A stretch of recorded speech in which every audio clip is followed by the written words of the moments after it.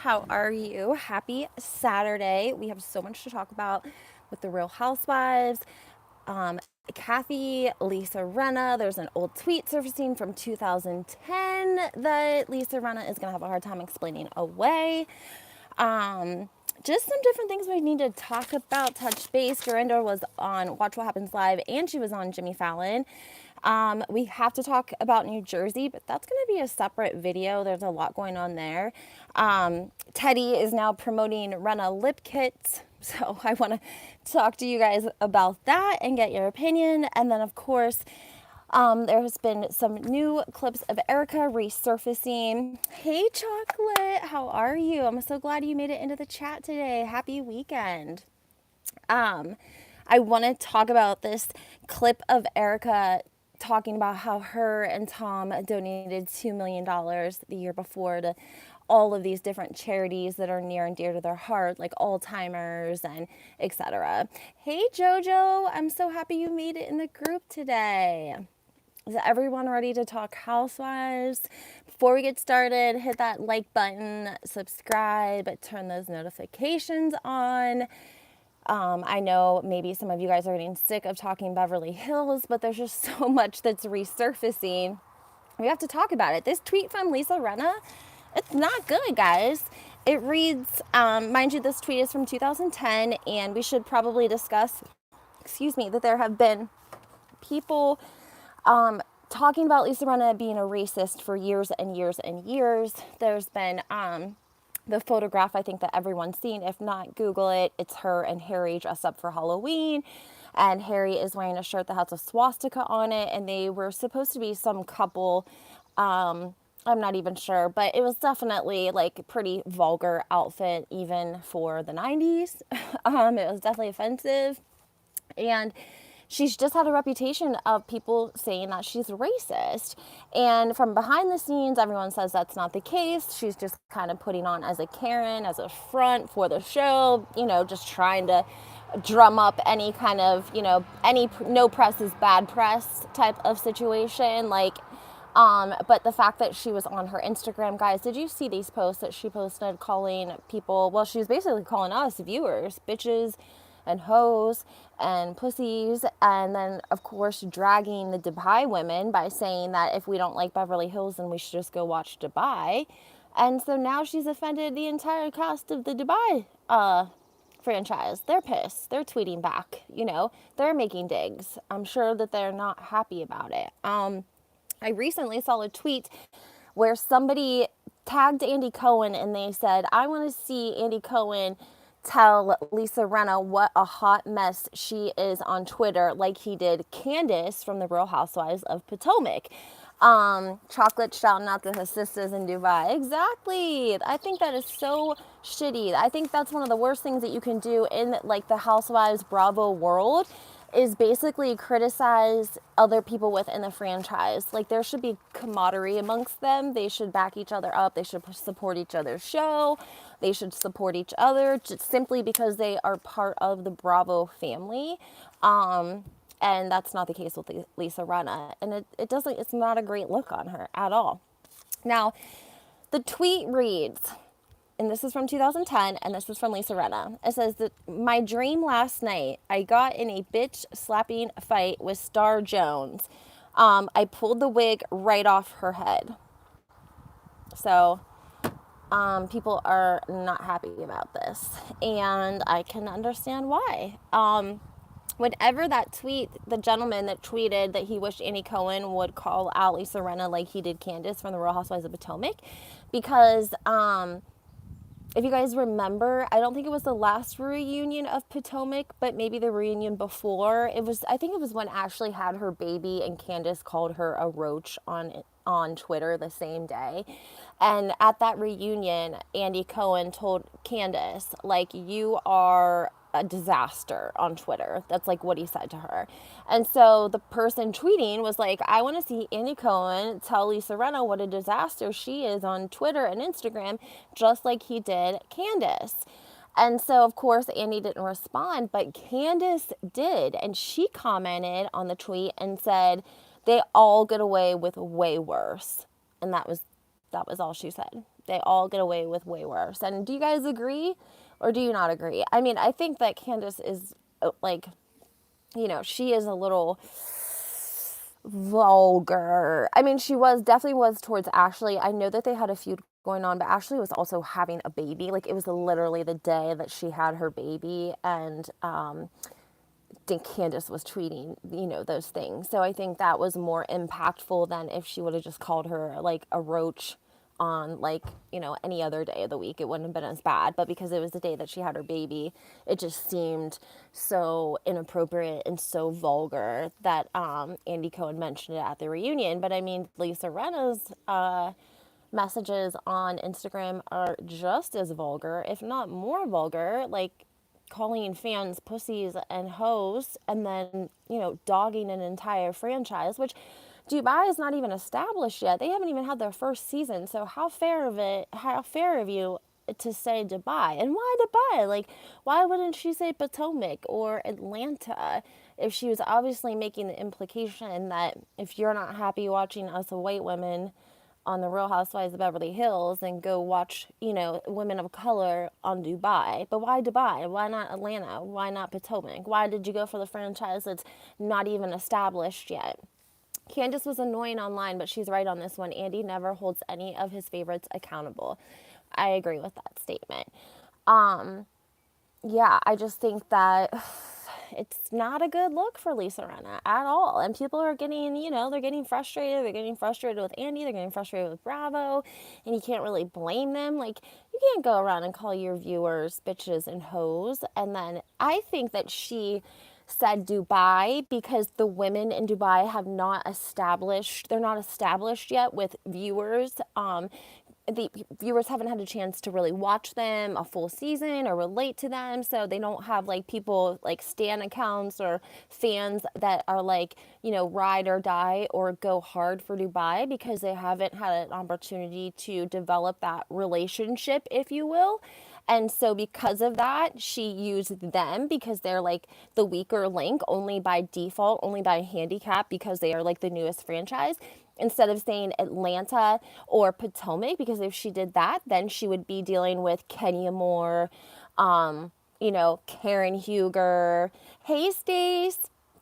Rinna went on good GD ski trip and got on the line. Yeah, I think she is definitely messed up when she went on Watch What Happens Live and had that green tracksuit on. She reminded me of the movie Blow with that tracksuit. It reminded me at the end when he was like walking around in prison in that tracksuit. Anyway, she had a green tracksuit on with like the white stripes. It was like the 70s vibe, and these like sunglasses that she wore the entire time she was on Watch What Happens Live. And she looked toasted, like not drunk, but like in another, better place. And, Andy Cohen loves to party. So I'm sure if he loves Lisa, they were probably getting down in the bathroom before they even came on to stage. I think she meant that Dubai is known for being ultra rich like Beverly Hills. That's a good point. That definitely could be a reason. Sorry, there's a bee flying. That's I think that could be it too. But I also think, like I said, that she didn't want to deal with Kenya Moore and Karen Huger and Garcelle, or Giselle. Like, they all have big names in the Bravo world and with fans. And if she would have used one of them as an example, she would have been dealing with, I think, a lot more of a backlash from fans than if she used Dubai, because I don't think Dubai has fans like that. They haven't had a chance to develop it. And there's so much questioning going around even having this franchise in Dubai because of the rules and regulations in the country. That it's illegal to be gay. Rinna is not rich. She's jealous. I agree, JoJo. They have about 3 loans out on their house out in LA. I think that she probably needs the Real Housewives as much as Erika does when it comes to like money wise. I always say a broke housewife is one of the best ones because they let us in more because they need the money and they need the paycheck. Chantel can take Rinna on D. I mean, I think that they will eat Rinna up alive. I just think she's not getting the backlash from fans that she would have if she would have used a different developed franchise. She said that maliciously in capital. I agree with you, Chocolate. I agree with you 100%. I agree with you. And she's really pushing the lines. This is making this lawsuit that Nene, about her claims about the racism she dealt with while she was on the Real Housewives of Atlanta, making it look like it's really possible that she was probably dealing with a lot of racist things, because look at all the stuff that, we see that's just coming out. And can you imagine what goes on behind the scenes? I mean, when you guys were watching, happy 4th, everyone. When you guys were watching Beverly Hills, did you guys feel like when Diana had that purse that was worth $250,000, and when they were like going to go up to talk to Garcelle, her husband like offered to put it in the car, and some people were commenting and saying that they thought that that was like he was trying to like hide it, like they were scared someone was going to steal it. She definitely needs a break from social media. She does need a break from social media. I mean, she lost her whole deal with QVC over her social media posts. And you need the money. So I don't know what she does. I don't know. Maybe she's drinking. Maybe she's at home, like maybe she's a closet drinker. Maybe she's taking pills. I mean, remember when Roseanne went online and went crazy and then she blamed it on Ambien? I mean, these people are not angels. The medications are very, like doctors, they write them whatever they want. So it's possible that she's just going home and getting drunk or something and getting on Twitter and Instagram and just making a mess of herself. I mean, I don't know. She's got 3 loans on her house. She has a lot of pressure on her to keep a cover going for her and Harry. And then she has the 2 daughters and keeping up, like I said, with 3 mortgages on your house and keeping up with the life of Beverly Hills. It's a lot. And I feel like Harry doesn't really want to live that life. He just wants to stay married to Lisa Rinna. Grieving does insane things, but no justification for this behavior. Diana Jenkins should be replaced by Cherie Zampino, in my opinion. You're absolutely right. I've seen it. I definitely think Diana should not come back. Her message to Garcelle, especially referencing the Haitian community and the country, I think was like almost what Lisa Rinna did when she mentioned like the franchise Dubai. Like I feel like Diana was saying something without saying it when she said Garcelle should have came forth and talked about how I helped in her home country of Haiti, and she was affiliated with the Bill and Hillary Clinton Foundation. And you can ask anyone that's from Haiti or that's Haitian. Every one of them will tell you that they hate that foundation and that they were trafficking Haitian children out of Haiti. And so we just know that Diana was affiliated by her own recognizance. Of course, everything I say in this video is alleged, but by her own admission, she said that she worked with the Bill and Hillary Clinton Foundation in Haiti. I hate Diana and Rinna. I know JoJo. She's a bad person, guys. Like we're talking like the P word, like the Chester, you can say the rest. Like there's no way that Bravo didn't know this. I mean, there are so many articles that I found before she like even came on the show. I just didn't want to be the first one to really come out because I'm like kind of was nervous about it because she's had so much support. Like they said, be grateful. Exactly. Also, I wanted to talk about with you guys, Paris Hilton was on one of the late night shows, and she was talking about, oh, sorry, guys, I missed your comments. We really need to see what plays out this season because this is all so insane. Well, I agree with you, but I feel like I don't even want to get invested in Diana. Like, I know her and Sutton are, like, feuding or whatever, but I don't even really want to get invested in Diana because I can't look past the fact that she's being accused of child trafficking and, all of this, like, crazy stuff. She seems a little erratic. The text message seems a little out of place. Zion completely agrees. The text message we've heard from sources was way, way, way worse than what we saw on the actual episode. And that Bravo actually cut some of it out because it was that bad. Regardless, it was a very strange thing to put into like a group text message? Does anybody else think that? And then meanwhile, Stacy, the 8675309, I love Sutton for that. I feel like that is going to be her like call to fame, and I love that she used that in that fight because it was so hilarious and Diana was so lost. Jojo says she has to go. I hate watching it, knowing all this. Me too. And then her conversation with Mauricio and Kyle. We talked about this last night. Very strange, very passive aggressive of Diana. Yes, the conversation, if you guys paid attention, Mauricio and Kyle walk over and they're speaking with Diana and her fiance. I was dying to Zion. It was so funny when Sutton was saying that 8675309. But it is Diana and her fiance and Kyle Mauricio, and they're speaking, they're hanging out, and they're talking while Diana arrives at the party. And of course, Kyle is a shit stirrer, so she obviously brings up, Sutton and the whole Sutton situation. And Diana was very strange because she started to say how she was just going to take a step back and kind of take it slow and try to read the people, if you will, a little bit. And Mauricio is like agreeing with her, which you can tell he's like clueless and really has no idea what's going on. I feel like Mauricio is like a yes man. He's like a real estate salesman, so it's kind of like whatever the customer says and he's just yeah, yes, yes, yes. And then she ends the sentence with, she's like, child, I forgot Diana's 3 times in my mind. Diana says, then I go in and I kill him. Go in for the kill. Is that how she said it? She said, go in for the kill or then you kill him. That's what it was. She said, I go real slow and then you kill him.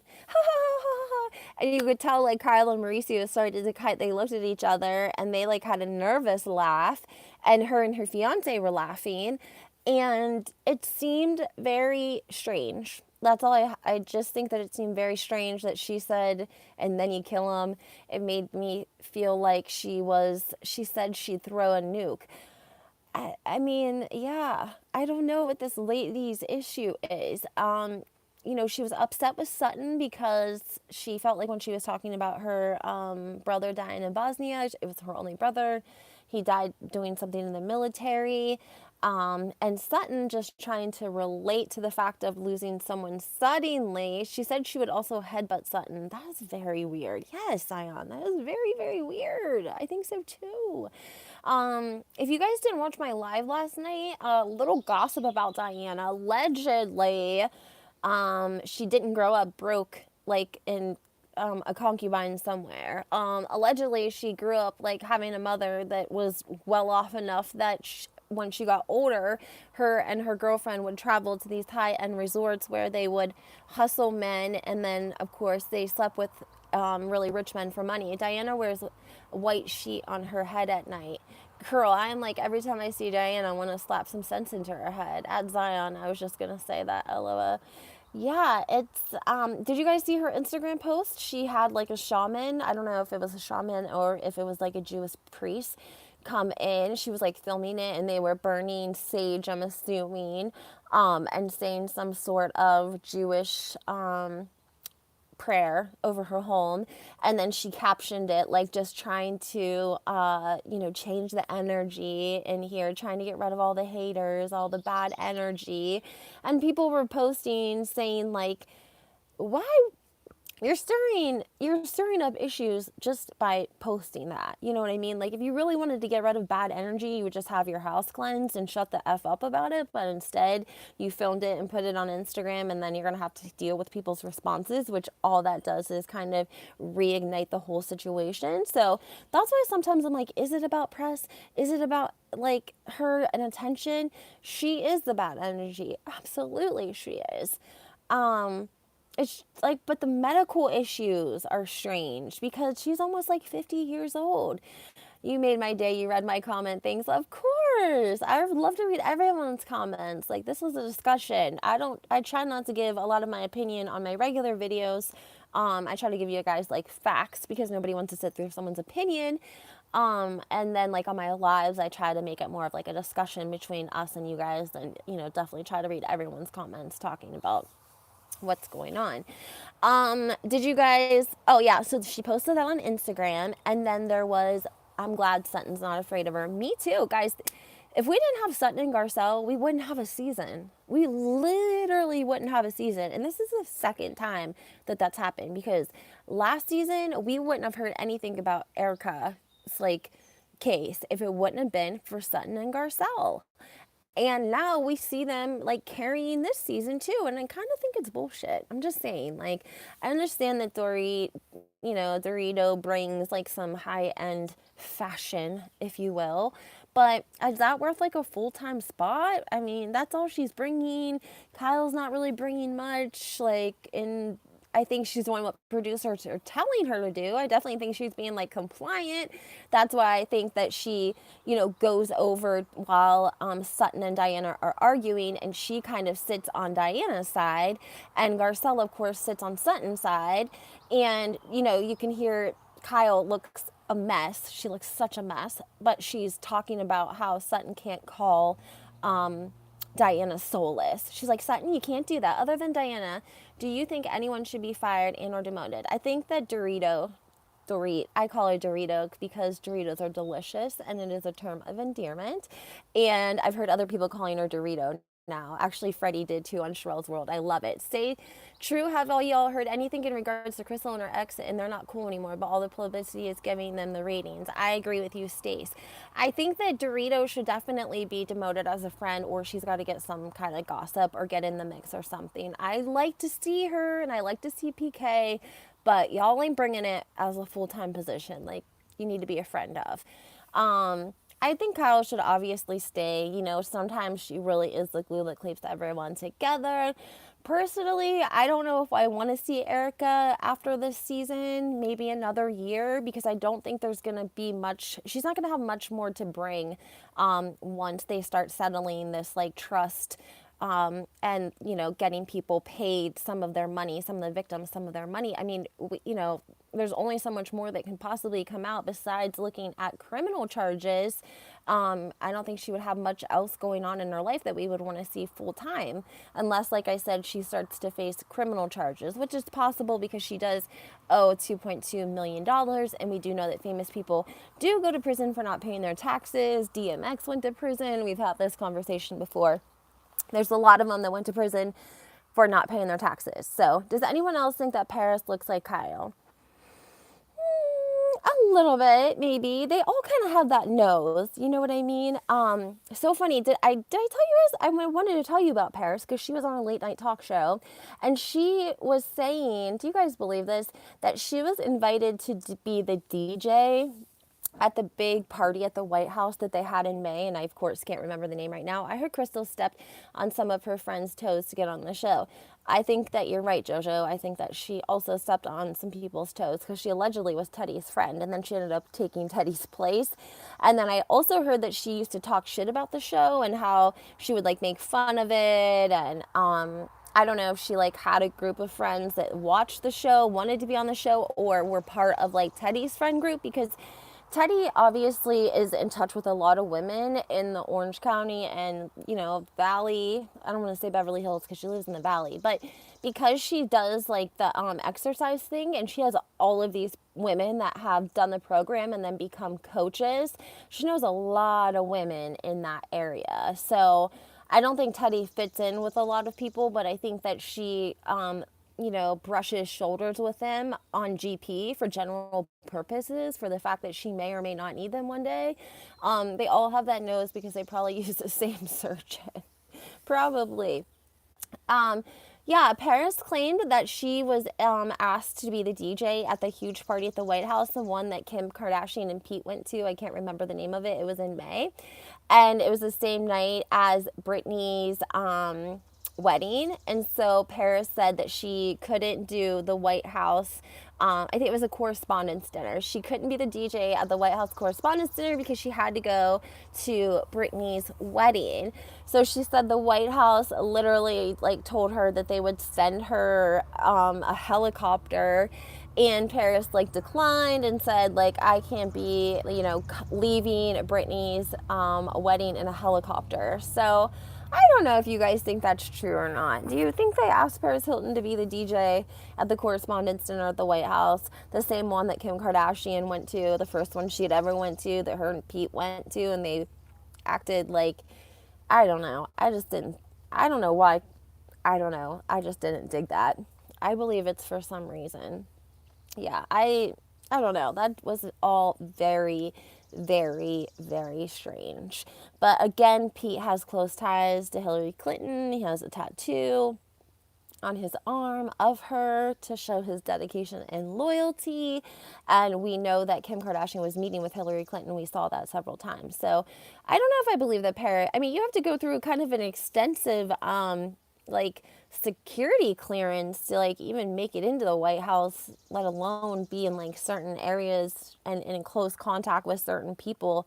I don't know. Would Paris pass that? Didn't she go to jail for like 90 days or 90 minutes? Skeet. Exactly. Why was Skeet there? It didn't make any sense. Okay, I wanted to bring up something else. We're going to be talking New Jersey. I'm going to do a separate video. Hey, how come there was no people in Brittany's house on the day of the wedding? I think they were outside. There were like people, the whole wedding, it would look like was set up outside underneath a tent. Did you know when Kathy is supposed to come in? Girl, I thought we would done see Kathy by now. I mean, I thought that they would introduce Sheree and Kathy at the same time, but not so much. And so the girls just went to Mexico. Now we've seen one episode of them home. I'm assuming that they would be going to Aspen soon. And they're probably just going to introduce Kathy in Aspen. She probably could have filmed before that. Maybe they cut it out. Who knows? But I think that they are just going to introduce her back into, the franchise, or that they're going to introduce her when they go to Aspen. They're just going to be like, oh, Kathy's going to Aspen. And the girls are going to be like, oh, we're so thankful to see her. We miss her. And then, blah, blah, blah, Paris's wedding. Make sure they publicize that a lot and tell us about 20 times. Kathy may divert the attention. Child, they're scared of her ex-husband acting a fool. I was hearing that Diana, she is lied about her childhood, and so she has a lot of concerns right now because she had several close friends that she's kept for life. JoJo, Denise was a no-show. Yes, remind me to go back to that because I want to talk to you guys about that. They're lying about $2 million for Aspen. I know, Stacey. I know. Talking about living in Bosnia and being like basically a refugee in her childhood and being so poor. But the claims that we're getting are completely different. We're hearing that she actually grew up pretty well to do, that she would travel with her mother to like high-end European resorts where her and her friend would hustle older men for money and sleep with older men for money. And they continued to do that throughout their early 20s. Allegedly, Diana was driving a BMW when she was 16 years old. I'm so excited to see how the rest of this season plays out. I'm so impatient. Hi, Steven. The only thing is we're not going to get to really see any of this stuff on the season because it's happened afterwards, and I don't think they're going to bring up any sort of the accusations that we've been discussing as bloggers. They've only brought it up once in her confessional, and of course she denied it. She didn't even mention the madam part. Now she doesn't want to talk about the book. We already seen that in Mexico. She doesn't even want to talk about the book after, that point.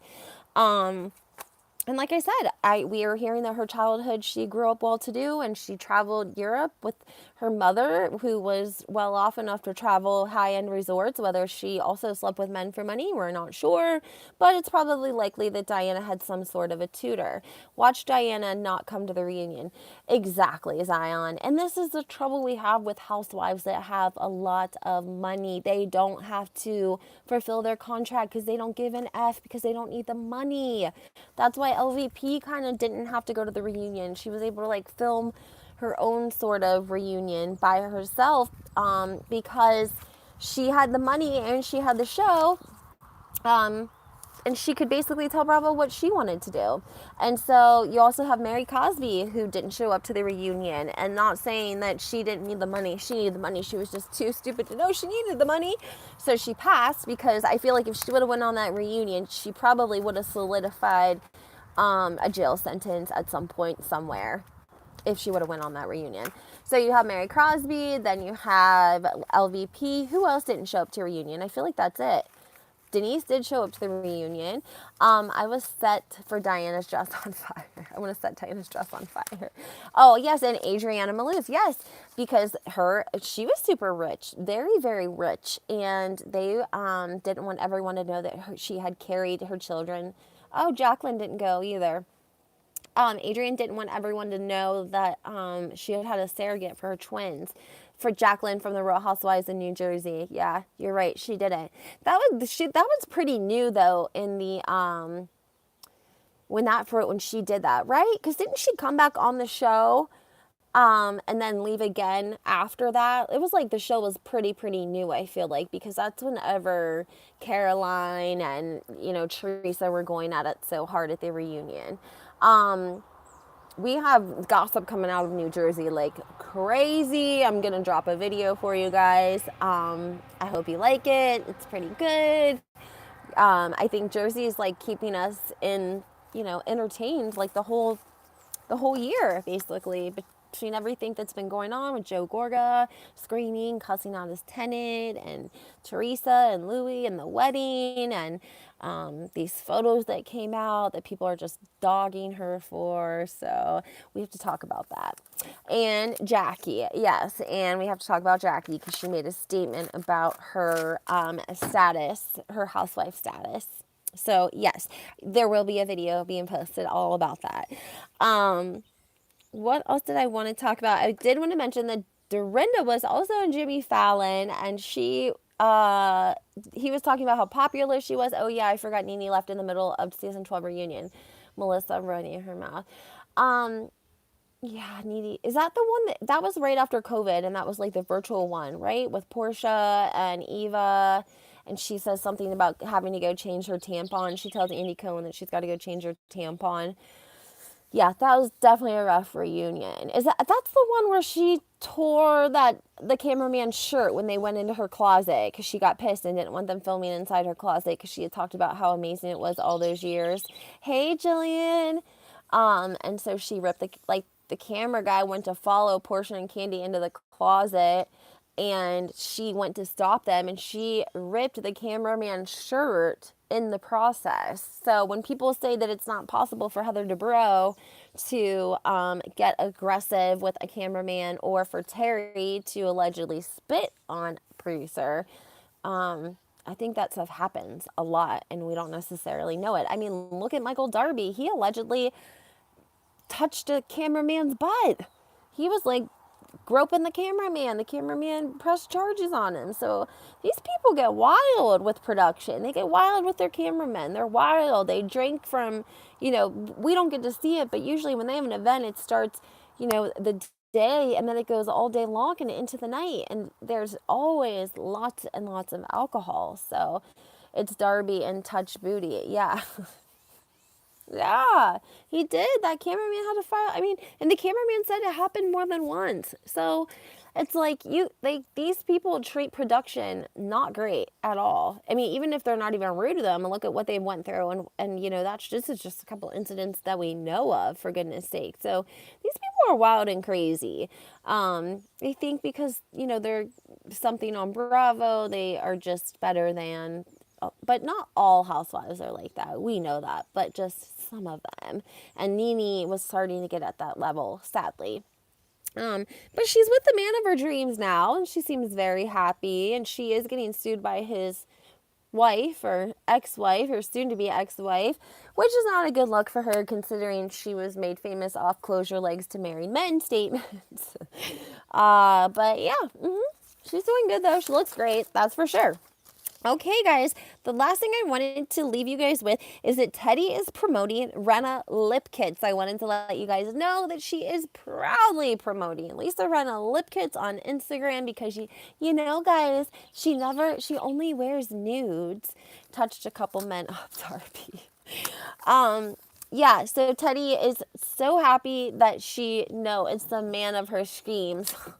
A whole minute after losing Greg. I know. And they talked about the fact that, Greg and Nene likely probably had some sort of an open relationship because we know that he allegedly had a long standing relationship. I don't want to say a nanny, but I do want to say someone that worked somewhere with him in his company, maybe separate. But he had like a lifelong person that he, kept. Caroline Manzo's husband, same exact thing. He had a lifelong mistress, I guess, if you will, like for the whole time that he was married to Caroline, and it was about to come out, and that's actually why allegedly she left the show. Yeah, so anyways, Erika, well, Teddy is promoting Lip Kits. That's what I wanted to say. She did this, little Instagram video, and she's just so excited to support her friend, and she's just excited to be friends with Lisa, Erika, and Kyle, because she always wanted to be friends with Erika. And, because she has such integrity that she, hangs with people like Erika. Anyways, Erika, there's a new clip is coming forward of her when she was, had just written her book, The Pretty Mess, and she was doing a book signing, and they were interviewing her, asking her questions. And somehow Alzheimer's got brought up. And so she kind of stops and she explains that her and Tom are very generous. They have lots of charities that are near and dear to their heart, Alzheimer's being one of them. And then she says, we donated $2 million last year to, charities that were near and dear to our hearts. So that means that they took $2 million that was owed to burn victims, to widows, to orphans, and they took it and they used it to help other people in need, but they got the credit for it. Just a messed up situation, guys. I've said this a million times. Tom, they're just waiting on Tom to die, if that's the case, and then they're going to hit Erika criminally. Hey, Danielle, it's okay. We're just talking Erika Jayne. And the fact that they can't really do anything criminally, because if they started to look into all of the donations that Tom Girardi made to judges, attorneys, lawyers, right, because the donations were a tax write-off. Exactly. And how many times do we talk about that with the Kardashians in their church? This happens with nonprofits all the time, guys. They say nonprofits are one of the biggest scams out there. Literally. People just start nonprofits and start running money through it. Also because they did it because Tom had a lot of influence in not only, the California bar, but also within the state, within politicians, within jurisdictions. Paying off legal staff is not as a donation.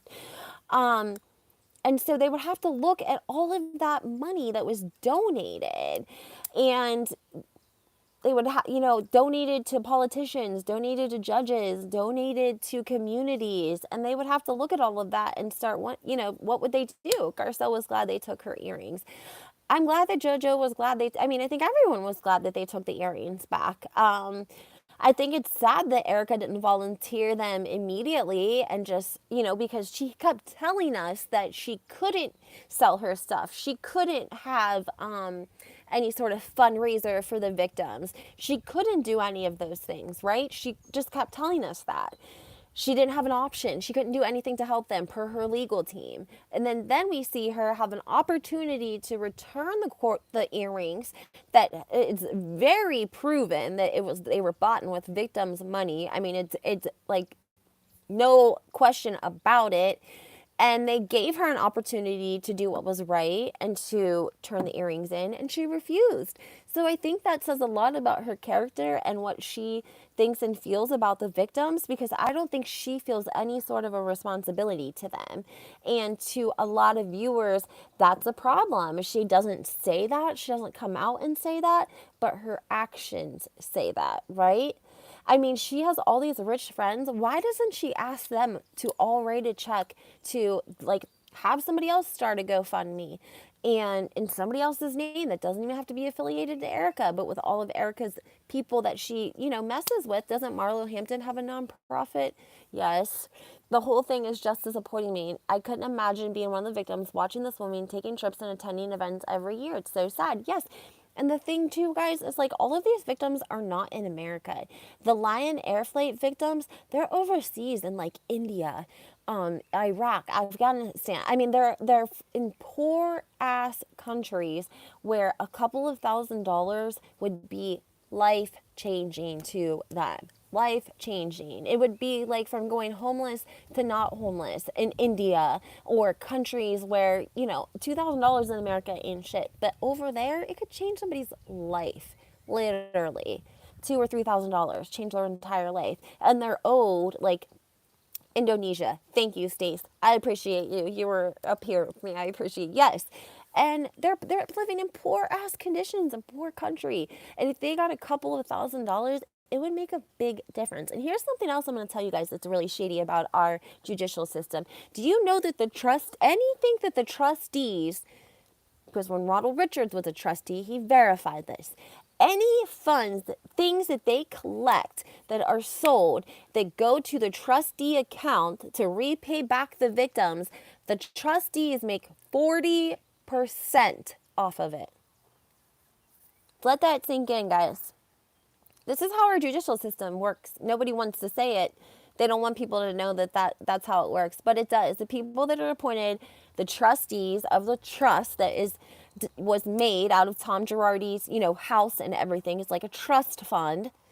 The trustees, anything that they collect as payment towards the trust account, anything, earrings, cars, boats, anything they find, because like basically that's their job as a trustee, is to have the trust. The trust is what's going to pay the victims. So they have to have the trust in best interest all the time. So if they can find accounts, if they can find boats, if they can find houses, whatever they can find that Tom and Erika didn't tell them about, that they can sell and donate to, the trust to pay the victims, they get a portion of that. That's how they get paid. They get 40% of what they collect. And that's why they were all fighting to be trustees for that account. So they get paid before the victims. I don't know if they get paid before or after, but they get paid. So now basically the victims have had to pay Tom Girardi his portion, which was probably 40%, because that's typically what it is for like a workers' comp case. Anytime you have an attorney that's pro bono, if they're going to take 40%, you're going to get 60. I thought R works for free. That's why he was going to get 40%, like credit collectors. Yes, darling, like yeah, they're not getting paid any other way. You're exactly right. But they get paid the 40% off of anything that they retrieve. So for what, someone do the numbers real quick. What's 40% of $1.4 million? Anyone? Real quick? I can do it on my phone, but what's 40% of just shit? What's 40% of $1 million? They must split it, I'm sure. I don't think they each could get 40%. So it's like the trust, whoever's running the trust gets 40%, and then they probably divvy it out. That's why they were all arguing. Crazy. There isn't even much left all for the victims. That's what I'm saying. It's crazy. Food for soul. It's insane because the victims have already paid Tom Girardi $400,000. So if you got three trustees, they're each going to make $125K just off those earrings, getting those earrings back. So the victims are basically having to pay twice because they had to pay Tom Girardi the first time around, so he got his 40%, and now they have to turn around and basically pay another 40% to the trustees themselves. Hi, JoJo. 68. What did I say something about people's age? Yeah, that's what's going on with the trust. Nobody says that. Dang, that's so dirty. It is so dirty. It is so dirty. And like I said, they don't want us to know that. They never mention it. Somebody called Ronald Richards out on it on Twitter. And he, of course, had to say the truth because he's an attorney. He couldn't lie. Not to mention the legal staff. Exactly, $400,000 just for the earrings. 3 times they had to pay another lawyer too. Exactly. Counting is slow for me. Oh, Josh, you're fine. I couldn't think either. I should have known in my head, but I just couldn't get the number there. Yeah, so it's really a crappy situation for these victims because now they're basically having to pay twice to get their settlement. So I feel like Also, that adds to Erika's whole scheme in her head, how she's convinced herself that she doesn't owe them anything, and how, like, does a surgeon's wife, is she responsible for the surgeon's mistakes? She was using that excuse. And then she probably says the same thing, like, oh, if I give these earrings up, like, the trustees get 40% anyways, like the victims would only get half of what they sell them for, so what's it matter if I keep them? And typically, guys, this isn't an average situation, because here's another problem nobody talks about. Tom didn't have any sort of business insurance. Okay, typically, if something like this happened, the person that was owed the money would be able to, like, file a claim or something legally against, like, the insurance of the Girardi and Keith's institution, if you will. But Tom wasn't carrying any insurance. Is the surgeon's wife protecting from her husband's malpractice? Good point. Erika is self-serving and dirty, and she knows how to play the game, but she'll help Sutton study for the SAT or the bar. Exactly.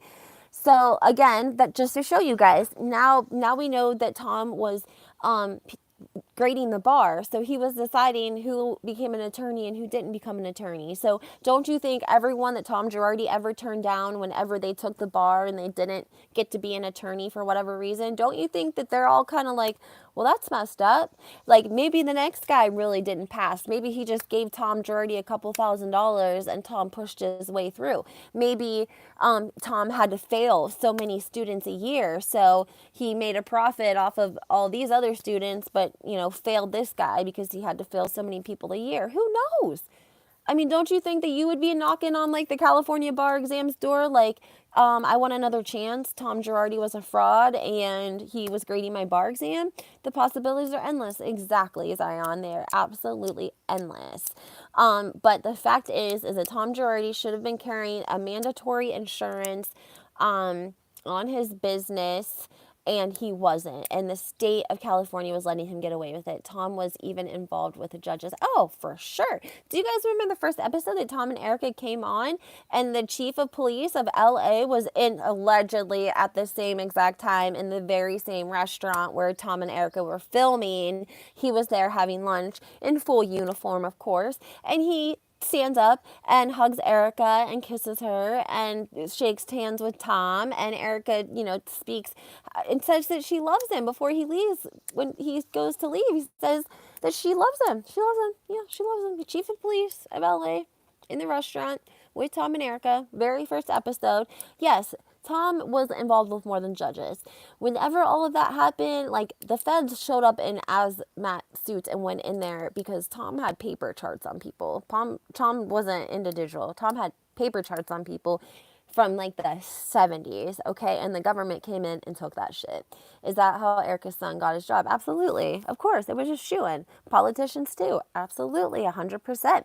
That's why when all of this came about, Erika said the people that Tom helped should be standing up for him. And that's what she was saying without saying it. Like, he's helped a lot of powerful people. They should be standing up for him or speaking on his behalf. But there's no way that they could, because the situation was so bad. And like I said, typically we wouldn't be in this type of a situation because there would be an insurance company that the victims could file the claims against, and they would be able, the insurance company would have to pay out if, of course, their client was found liable, which Tom would have been. Obviously, we know that he was taking the money, but because the California bar didn't do their job making sure that he had his insurance, they're out. Shane from the OC should have went to Tom. Exactly. He should have known people. That's the same thing Epstein thought. Yeah, exactly. So, like you said, the possibilities are endless because there's so much scamming going on. But again, the victims are being screwed because the California bar didn't think that Tom Girardi he was above the law and he didn't need to, carry the stipulations because he was such a millionaire. Well, here he was a millionaire because he was stealing money from victims. And now they had to pay Tom, and then now they got to pay the trustees 40%. Erika's Housewives run is coming to an end very soon. I agree with you, Zion. There's not going to be much left for her.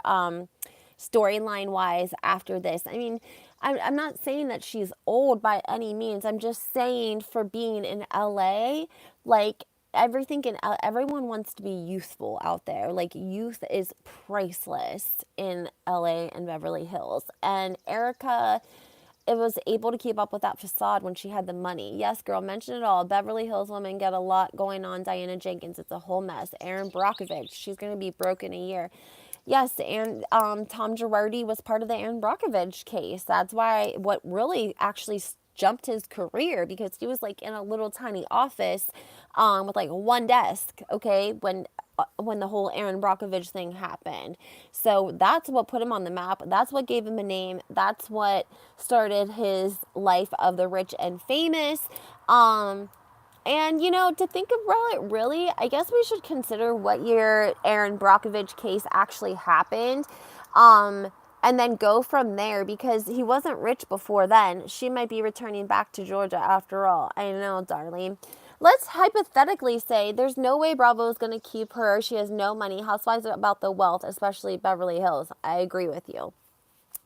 Let's think about it though, guys. If Tom, and let's be honest, Erika's pop career would not have happened without no money, no real singing talent. You're right about that, guys. Whenever they reviewed her American Express credit card, that's right, Tom was the little man's lawyer, but he took advantage of his clients. Yes, darling, what I want to wonder is what year did Erin Brockovich, that whole case happen and he got that settlement? Because technically, he hasn't had money his whole life. So really, say, like hypothetically, say like that happened in 1985, then he would have only been like legitly rich till like what, the 90s before he started ripping people off again. So to me, that's kind of like he got a little bit of a taste of what money was like, and instead of investing money or just, making more money, 1993.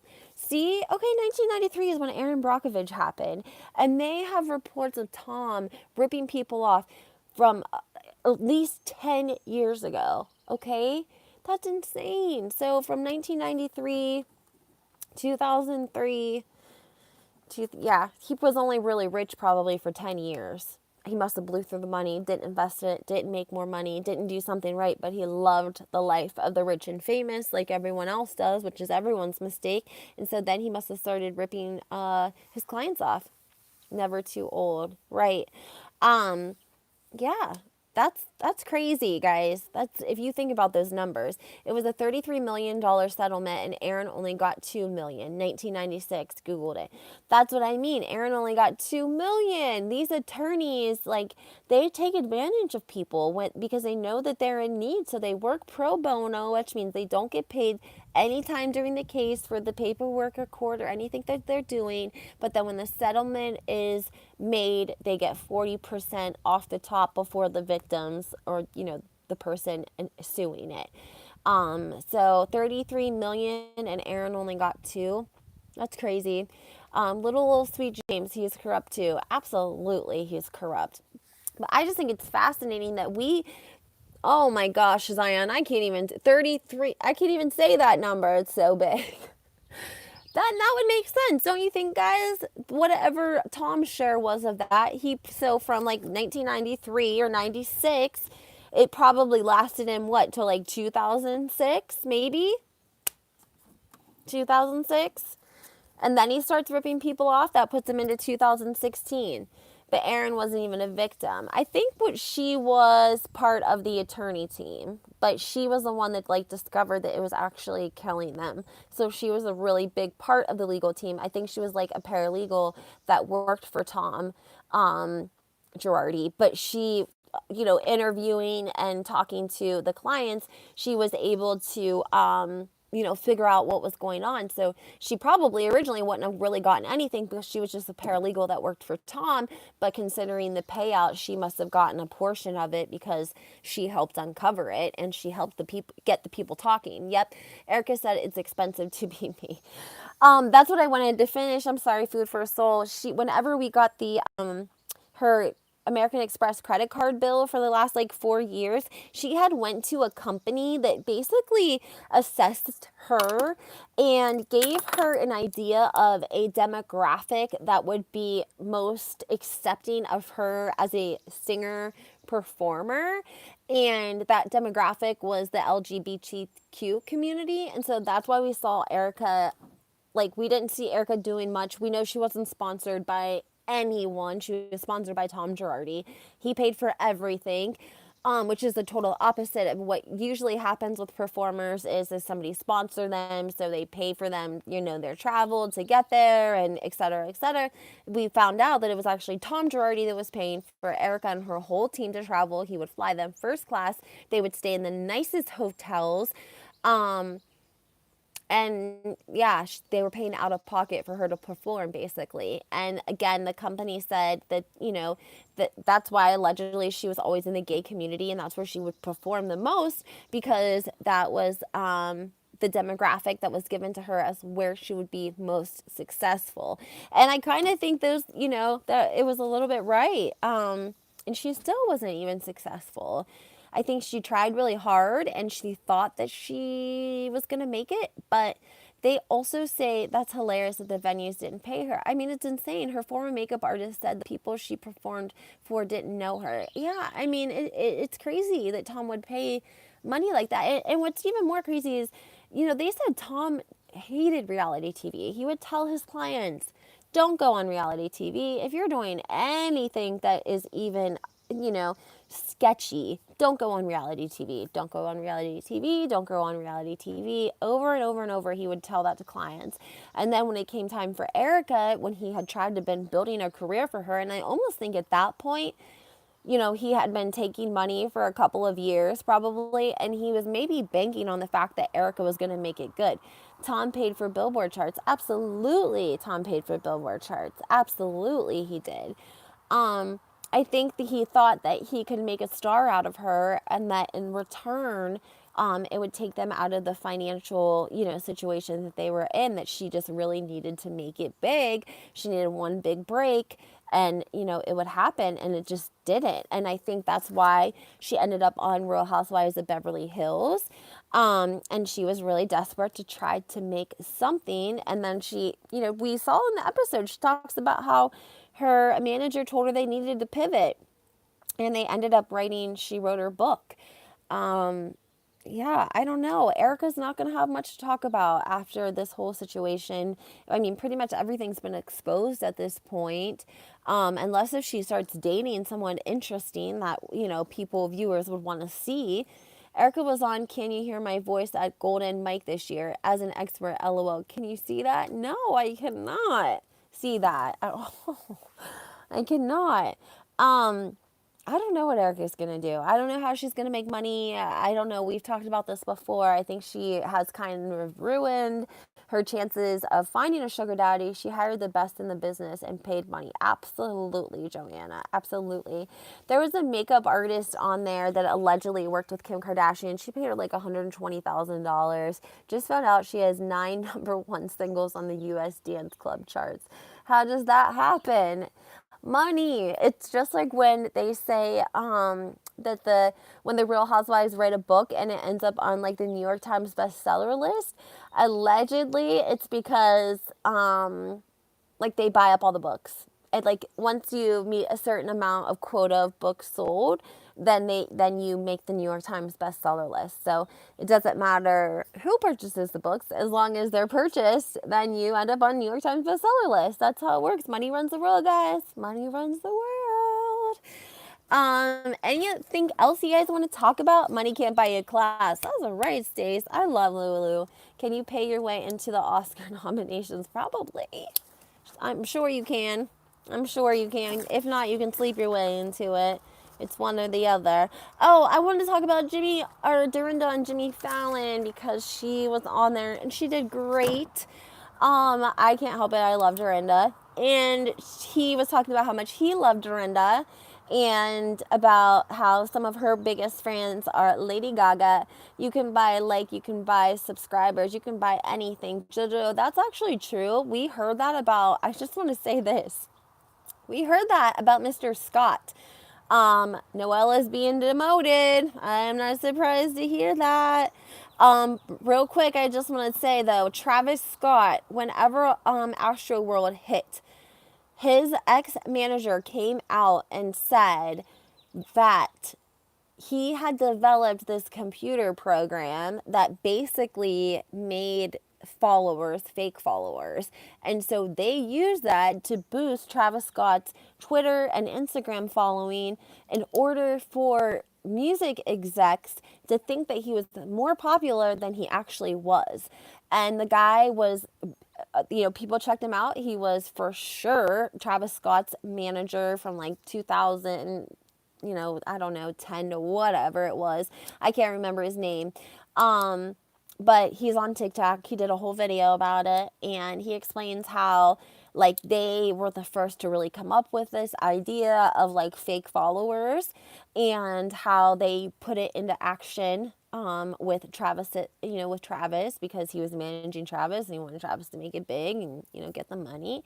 And they were able to like generate all of these fake followers. Same with Kylie being a fake billionaire. Absolutely, darling. They tricked Forbes magazine with tax returns. Yes, you're exactly right. How do you trick Forbes magazine? Do you guys not vet this stuff? You don't take a look at it yourselves?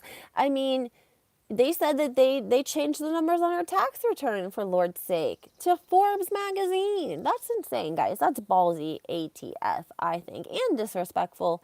I mean, how are you going to pose on the cover of Forbes telling people you're a billionaire when you're not? That's just terrible. Noella being demoted. I don't know if she can be all the way off the show. It's self-reported. Yeah, crazy. Is Noella going to be a friend of, or is she completely done? I wonder. I feel like she can't really be a friend of because she doesn't really have any friends unless if they make her a friend of with Shannon. Hearing rumors, of course, of Tamra coming back, which I've been saying that. I've been telling you guys Tamra's coming back. People say I'm wrong. Some people agree with me. I'm telling you, Tamra's coming back. Teddy is going to be so jealous. She's not going to be able to take it.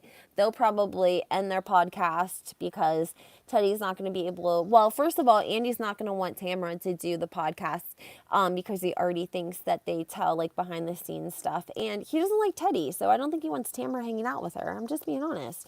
And then also talks of Alexis, I can never say her last name, Belina coming back. Do you guys remember her? Noella could be friends with Tamra. That's a good idea, darling, because I feel like Noella is a little bit like younger Tamra. Not all the way, but maybe a little bit. There's like a little bit of young Tamra in Noella.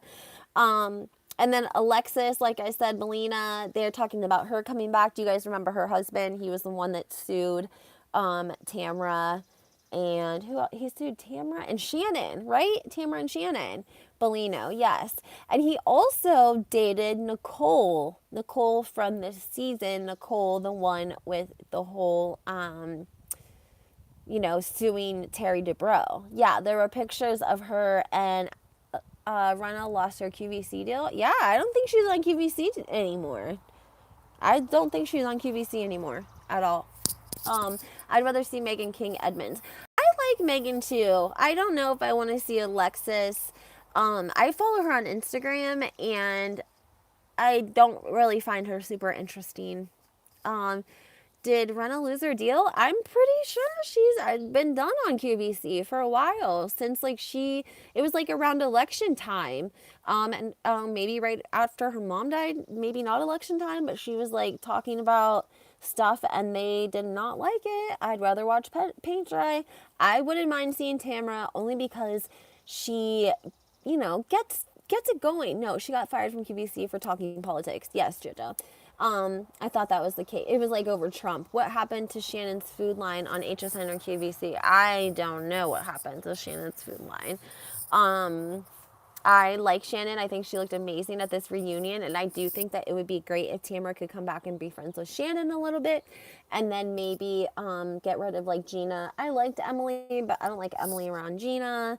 No to Alexis. Yeah, I don't really want to see Alexis back. I just don't want to see her back full time. I don't want to see Vicky back full time. Do you guys want to see Vicky back full time? I don't want to see her back full time. I think it would be okay here and there, like a friend of. Rinna was talking politics on QVC. No, she was talking politics on Instagram, and they were getting pissed. It was like whenever Trump was running. No to Vicky, says JoJo.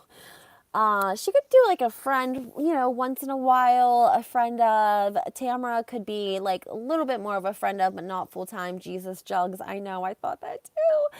But I remember what sticks with me the most is about when the kids were in the, oh my gosh, the kids were like in their stroller and somehow she let go and the stroller rolled into like a pool and the kids were strapped in the stroller and they had to like jump in, get the stroller and get the kids out of the stroller in the pool.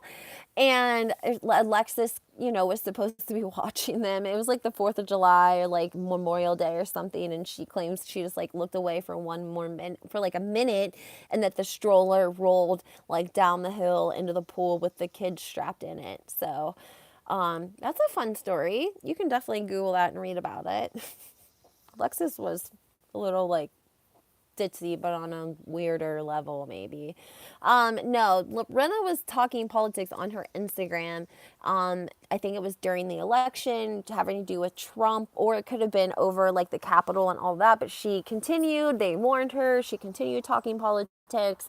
I think she got like another warning, and then she just kept going, and they ended up just cutting ties with her. So that's what I mean. She needed that money. She was making good money off QVC selling. I mean, like, she says she's a hustler. Lisa herself says she's a hustler. We all know she hustles. She goes on QVC, she hustles. She's got like a certain amount of time to go on there and sell whatever she's selling, and she's making a lot of money off of it. She's been doing QVC and infomercials for years and years. Just like if you guys watch anything on Keeping Up with the Kardashians, what's the deal with Rinna and Diana?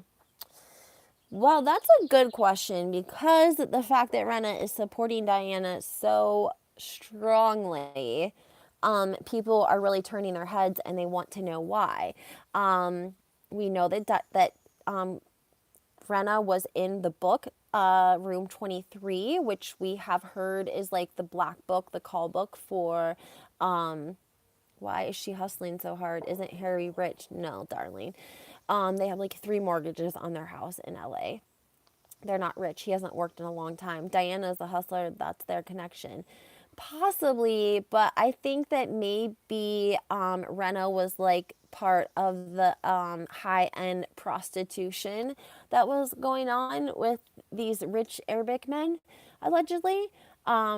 Rinna is completely nude in the book. We hear all these allegations of like Harry, being with men and having, people that he has like actual relationships with in Canada, like love relationships with. And the fact, so 3 mortgages and losing her QVC deal, Rinna is still running her mouth too much. Yeah, exactly. You think she'd learn. Harry hasn't worked in a long time, guys. If you guys remember, I talk about this when they were on the Today Show. You guys got to Google it if you've never seen it. They owned a store, Bella Gray. It never did great. And it got robbed allegedly on national television while they were on the Today Show with Kathy Lee Gifford and Hoda talking about their new reality show coming up. It's apparently, I didn't know that Lisa and Harry had their own reality show, but apparently at some point they had their own reality show. Then they went on the Today Show to promote it. And while they were there, Harry said, I got to take a phone call because our store is being robbed right now. And of course, Kathy Lee and Hoda are like, oh my gosh, the store in the valley? And of course, Lisa's like, oh yeah, that's our store. This is our life. You guys better watch the show because you never know what's going to happen. Like, meanwhile, Harry's phone rings. It's like the security people, and he's all, business on the phone, on live TV, on the Today Show, talking about how their little boutique is being robbed. So they needed money then because they were having a reality show. I think Harry keeps Lisa around because it makes his life easier. I think that he is scared to come out. Something is up with Diana. I don't care how hard of a worker you are.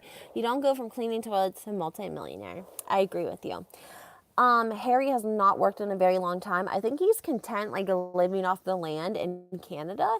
But again, I think that he doesn't want to ever have to work again. And so it's like his favor to Lisa is like, I will play a great husband to you, but like, you got to work and take care of all this shit in LA, and I'm going to go to Canada. Leave me the F alone. I will film one episode with you. And you have to attend any events that I have to go to, and vice versa. And we were gonna act like the happiest, longest married couple in Hollywood you ever did see. That's what I think their deal is. It's 100% a deal. And Diana's whole story about her husband happily handing over 150 million seems suspicious. It does. And, people talked about the fact that, Jeffrey Epstein, I don't even know if I'm allowed to say his name, Madam Diana, I know, guys, it's so crazy.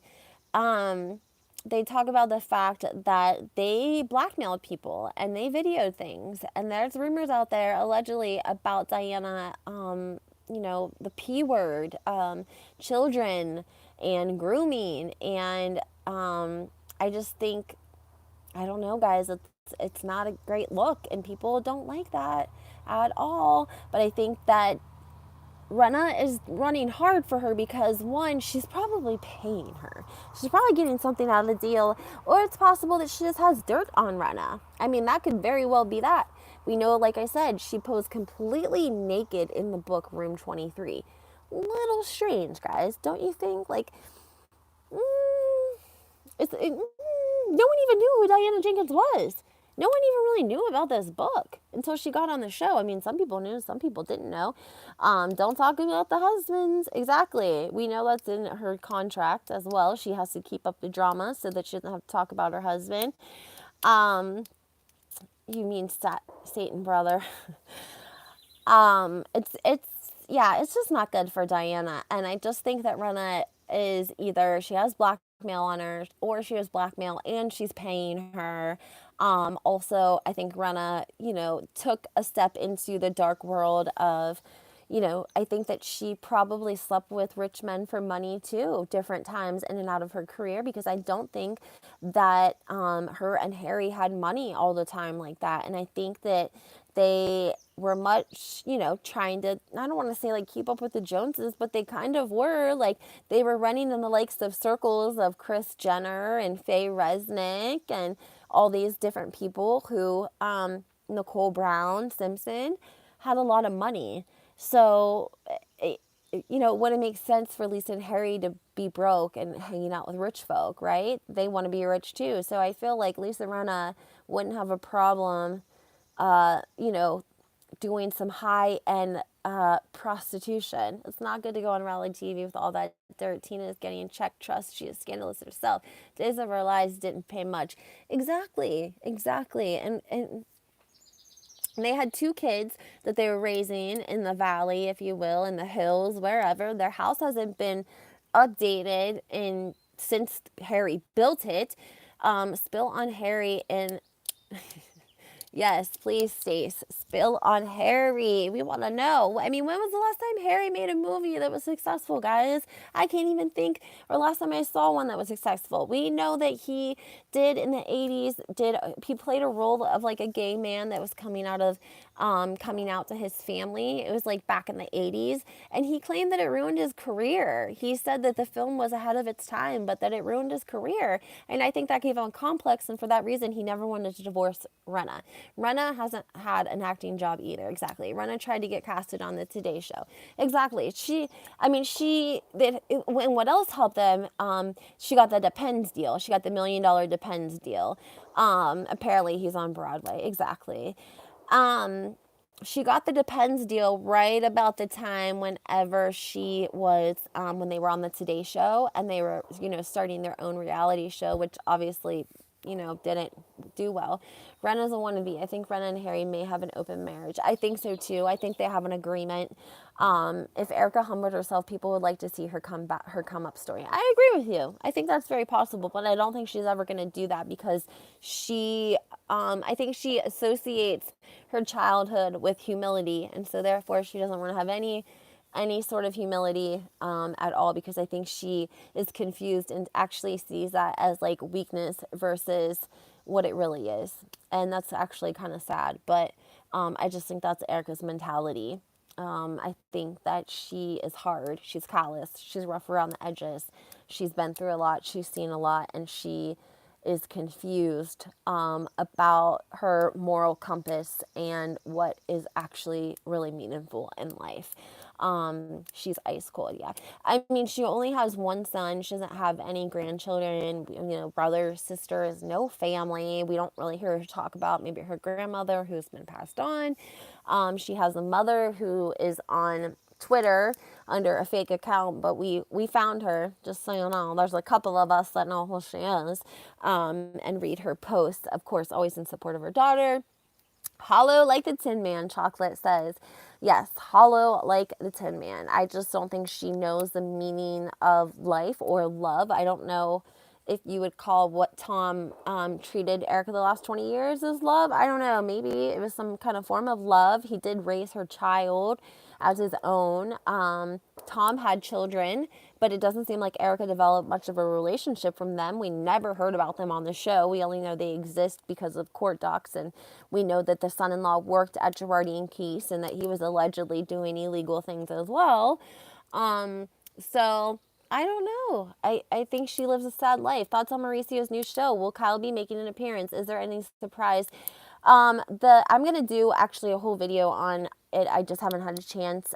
Yes, Kyle's definitely gonna be on the show. That's why I think all of these rumors about divorce were true.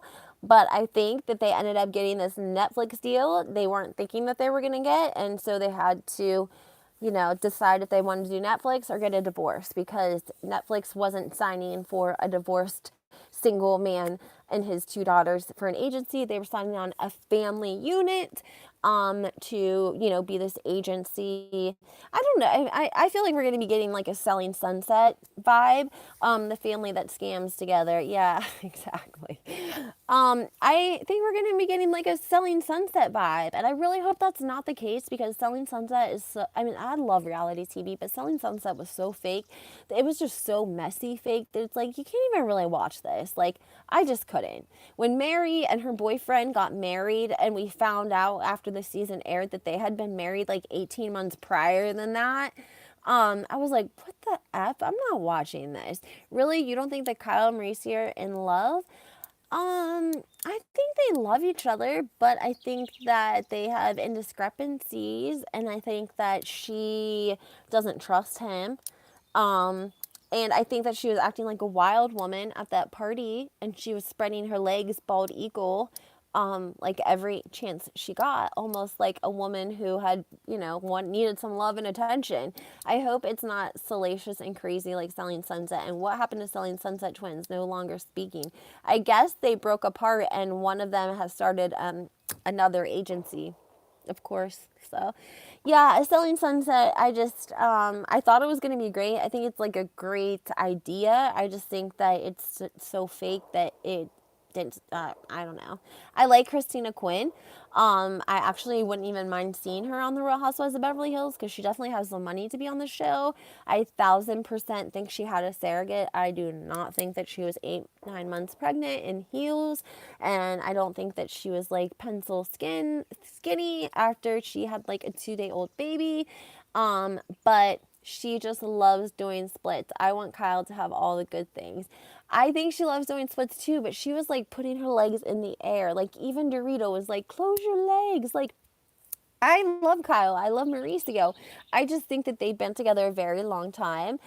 And I don't think that I don't think sometimes because people cheat because they don't love someone or because they don't even want to like not be with them. I just think that people sometimes like they work hard and they think that they deserve to party just as hard, or they're weak to certain things, or maybe a sober Mauricio wouldn't cheat on Kyle, but for Jack Daniels and Cokes and a couple of skis later, legs wide open, Chocolate said. Didn't she remind you of a girl that had dated someone for a real long time and then got single? Christina Quinn says that played the scenes out of order. They might have, but I don't know. didn't you, she remind you of like a girlfriend who had been with someone for too long? And do I think Rick Hilton is faithful? Probably not. Kyle throws Sutton under the bus though. Yes, she does. Rick, probably not. I think, Kathy, Big Kathy raised Kyle and Kim and Kyle to date men for money. They didn't raise her to date them for love or to date them for their good qualities. Money, that's what was most important. It was number one. It was, if they didn't have money, then you didn't date them. So I'm sure that there's been discrepancies with Rick Hilton. He likes to party too. We know he likes to drink. We know he likes to go skiing.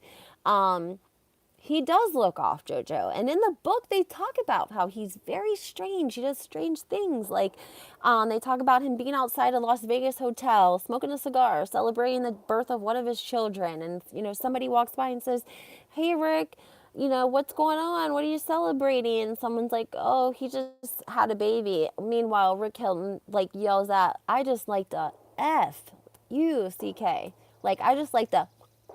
Mauricio and Kyle had no money at the beginning. Stacey's correct. They shopped at Target. Like, Kyle in her confessionals were making fun of Camille and the other women who had like designer and name brand things because she couldn't even pronounce the names of them.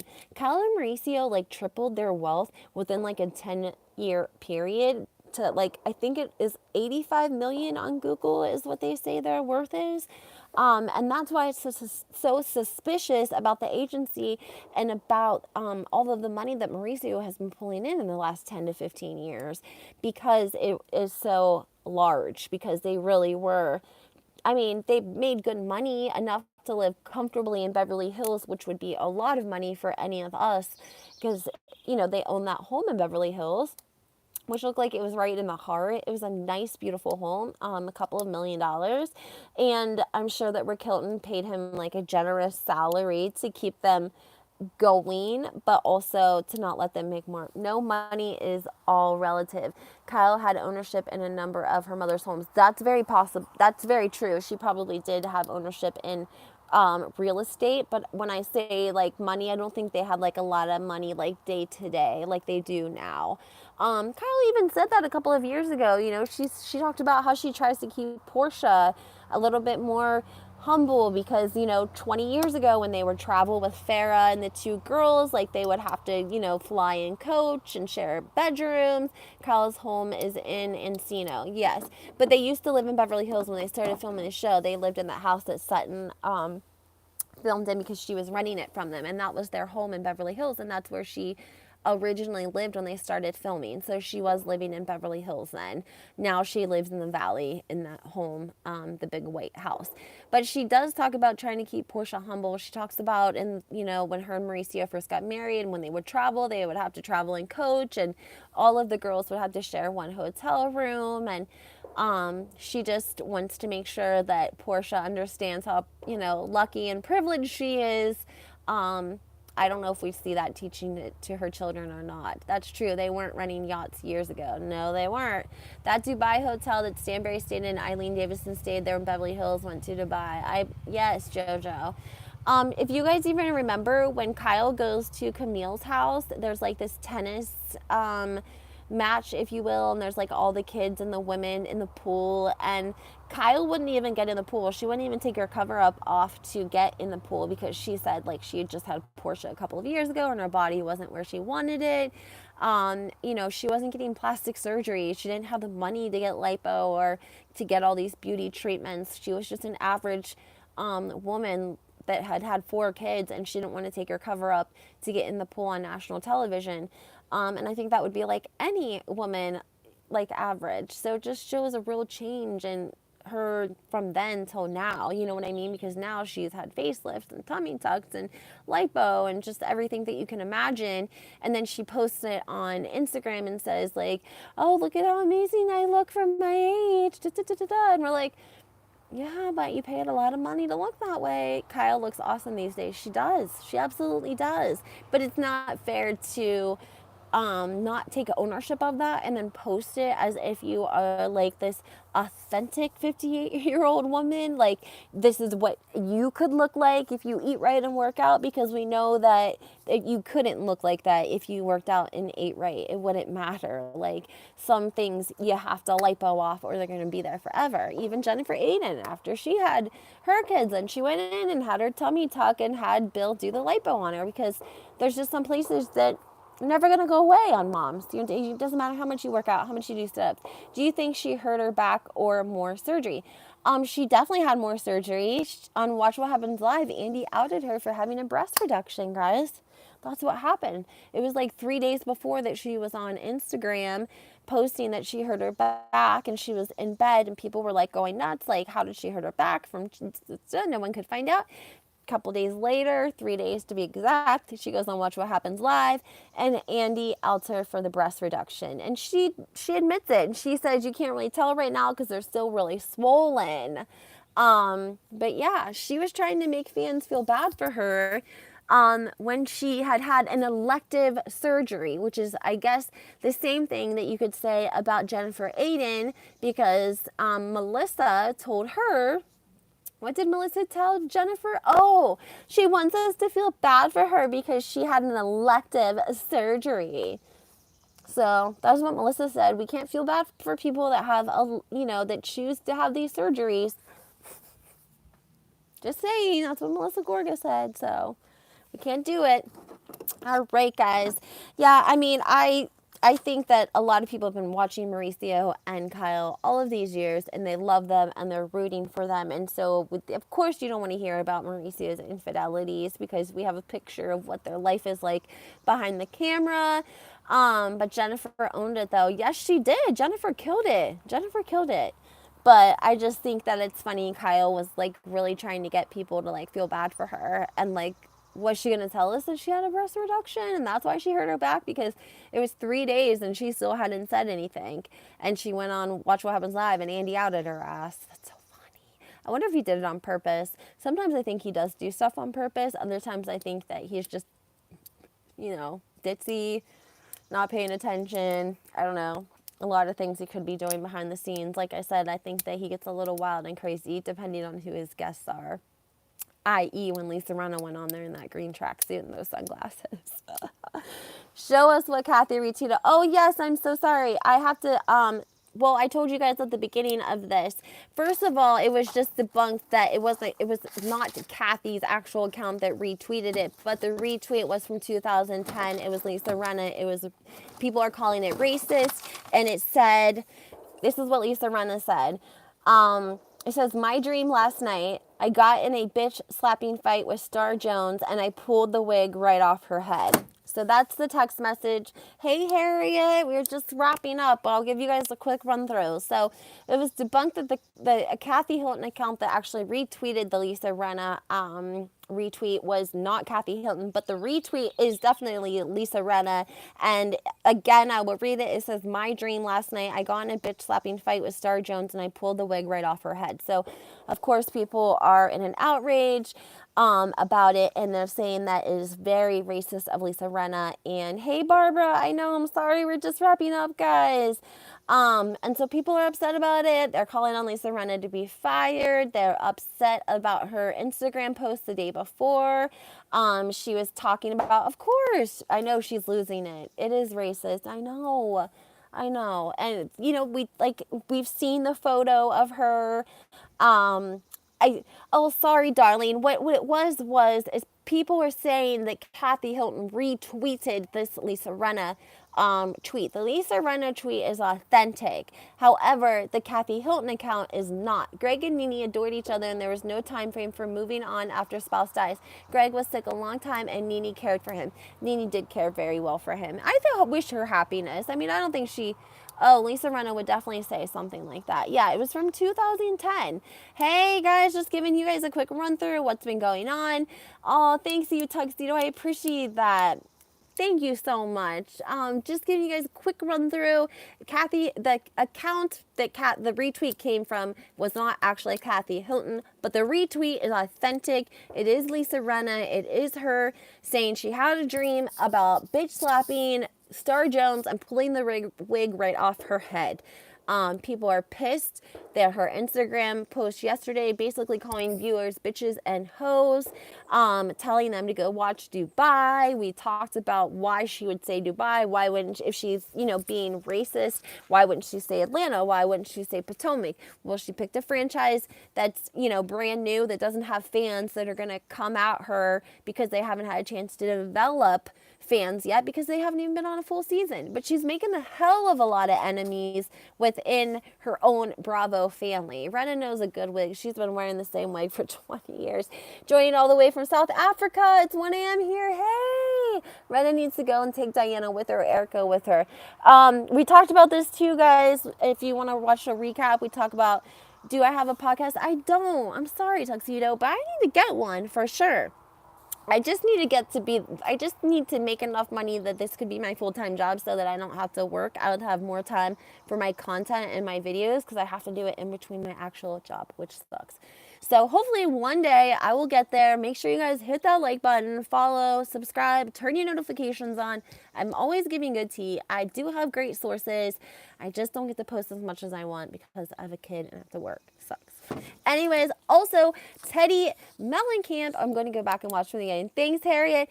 Teddy Mellencamp is also promoting Lisa Rinna's lip kits, in case you guys cared and you want to check that out. And then Erika, also, there's a clip.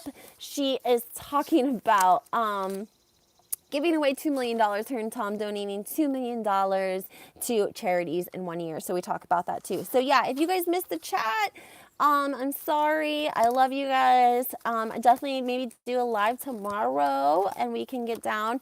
New Jersey video is going to be dropping. Thank you so much, Tuxedo. A super chat from Tuxedo. Thank you. I appreciate that. I'm going to drop a video, guys, about New Jersey because there is a lot going on in New Jersey with Teresa. And also, like, the cast came together and did their annual baseball game, that oh gosh, Dolores puts together. You know how they always do it for like the Children's Cancer Hospital. Well, there was some drama, so I'm going to drop a video about New Jersey here shortly. Get you guys filled in because they're filming and we want to know what's going on. And Teresa and Louis' wedding is coming up, so we need to find out the details, right? All right, guys, we'll have a great weekend. Thanks for tuning in, and we will talk soon. Bye, guys.